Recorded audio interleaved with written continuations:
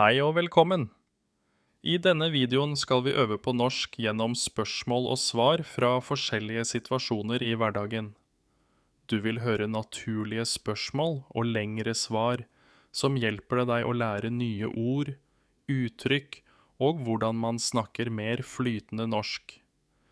Dette er perfekt for deg som vil forbedre både ordforråd og forståelse. Lytt nøye, prøv å gjenta setningene, og tenk på hvordan du selv ville svart på spørsmålene. La oss begynne.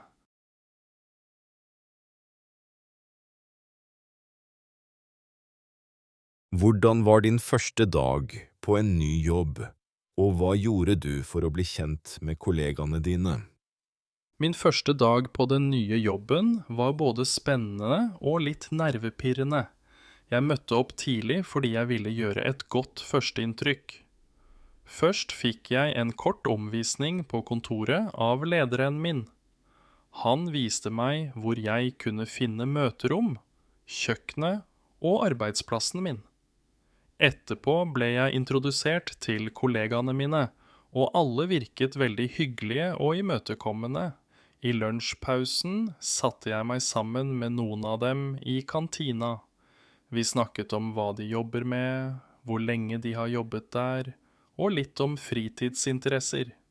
Det hjalp meg å føle meg mer avslappet. Selv om det var mye ny informasjon den første dagen, følte jeg at jeg ble tatt godt imot. Hvordan ser en vanlig helg ut for deg, og hva liker du å gjøre når du har fri? En vanlig helg for meg starter ganske rolig.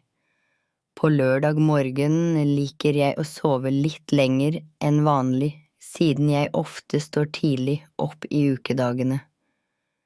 Etter frokost går jeg gjerne en tur ute hvis været er fint.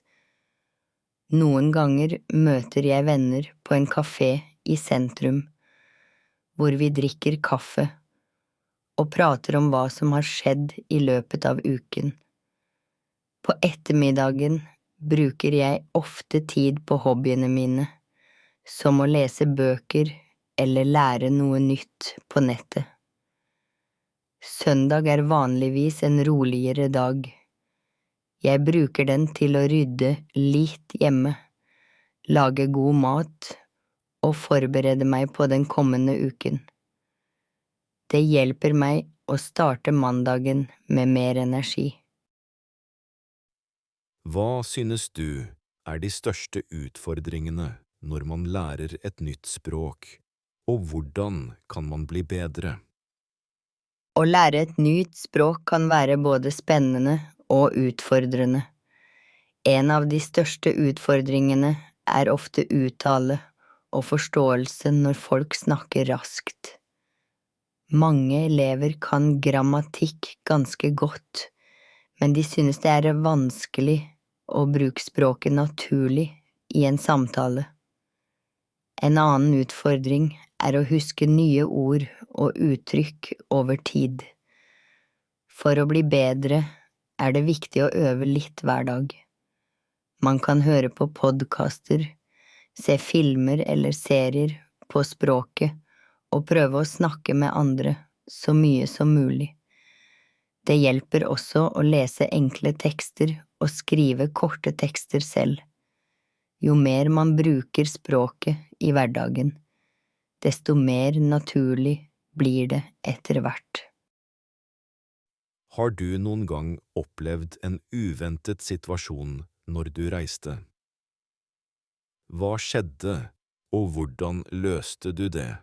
En gang opplevde jeg en ganske stressende situasjon da jeg var på reise i et annet land.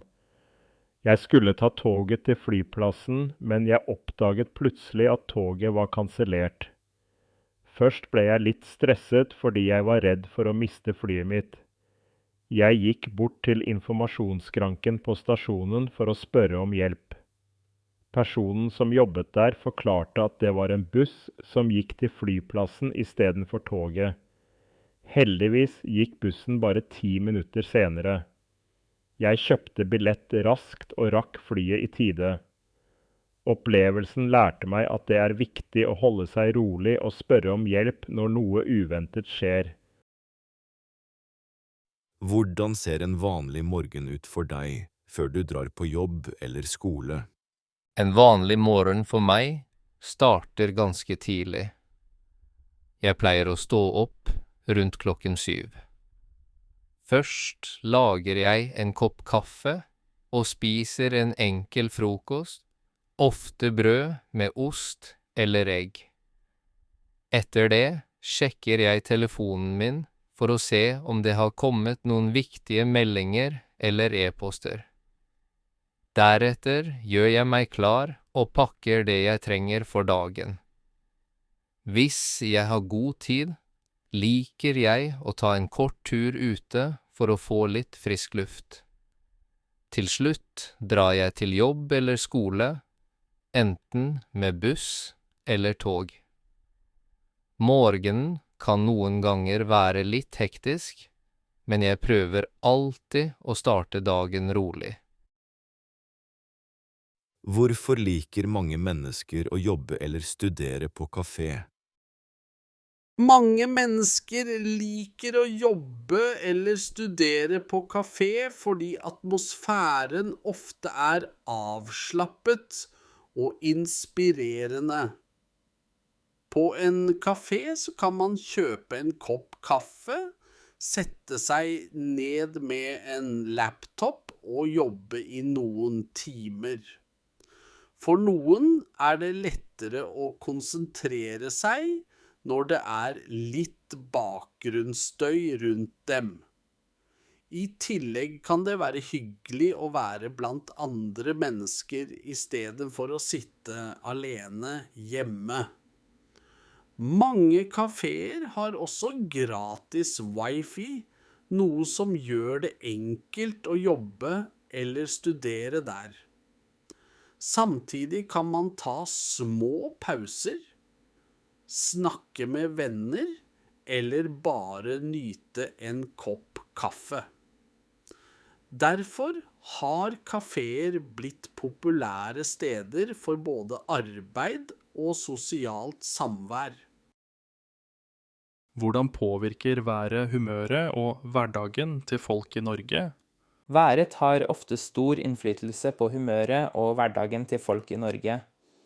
Om vinteren kan dagene være korte og mørke, spesielt i nord. Det gjør at noen mennesker føler seg mer slitne eller mindre motiverte. Samtidig er det mange som liker vinteren fordi de kan stå på ski eller gjøre andre vinteraktiviteter. Når våren kommer og dagene blir lysere, merker mange at energien øker. Om sommeren tilbringer folk mer tid ute, for eksempel på tur i naturen eller ved sjøen. Derfor snakker nordmenn ofte om været i daglige samtaler.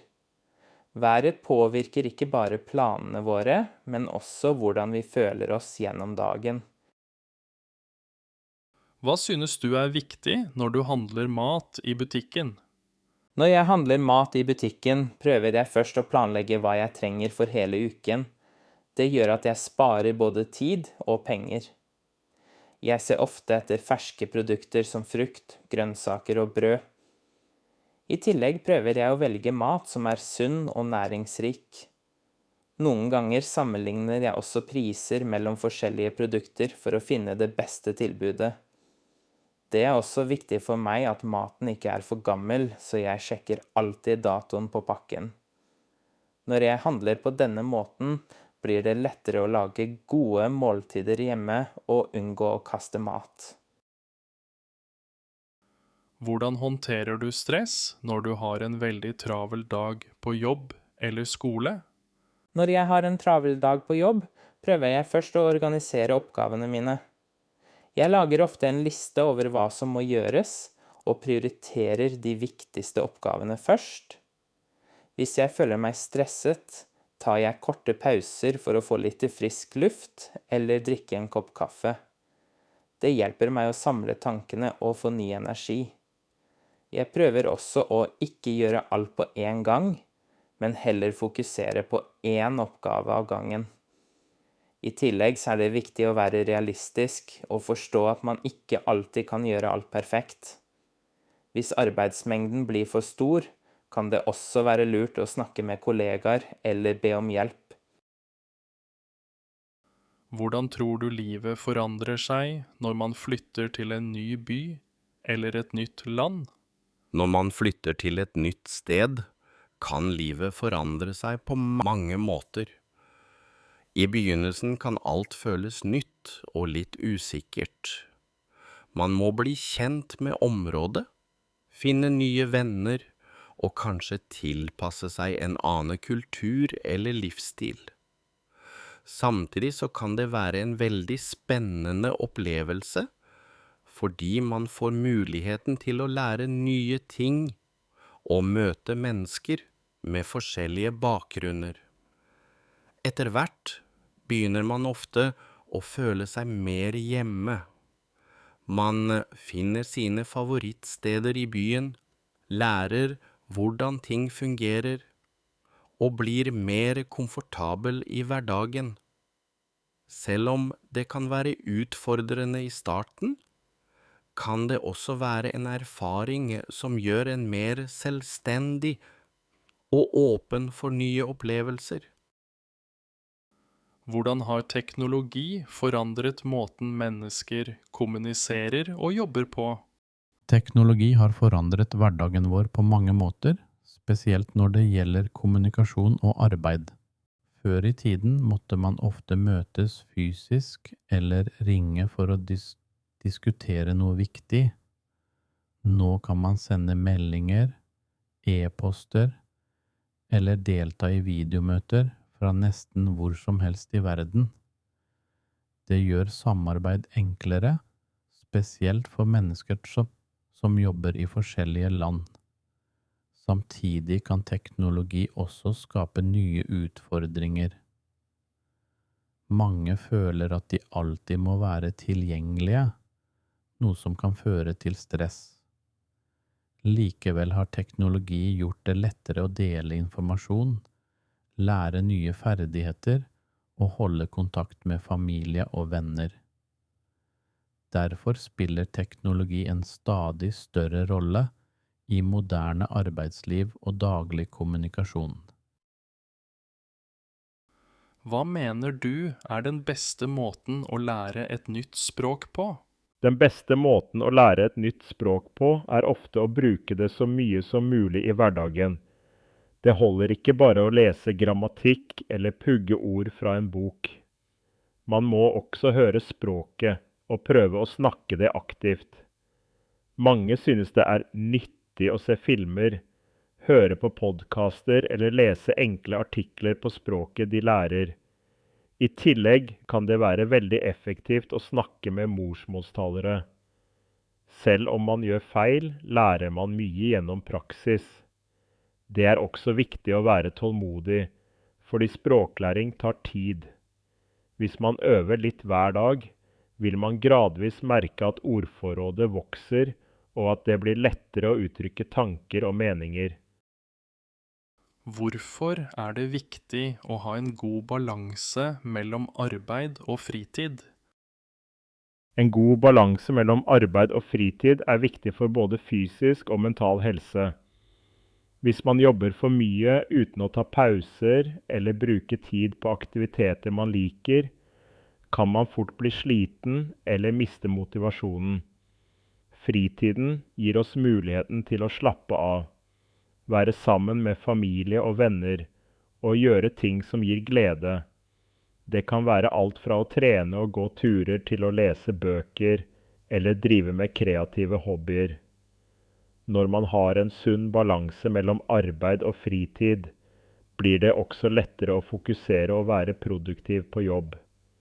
Derfor er det viktig å sette grenser, og sørge for at man tar tid til seg selv.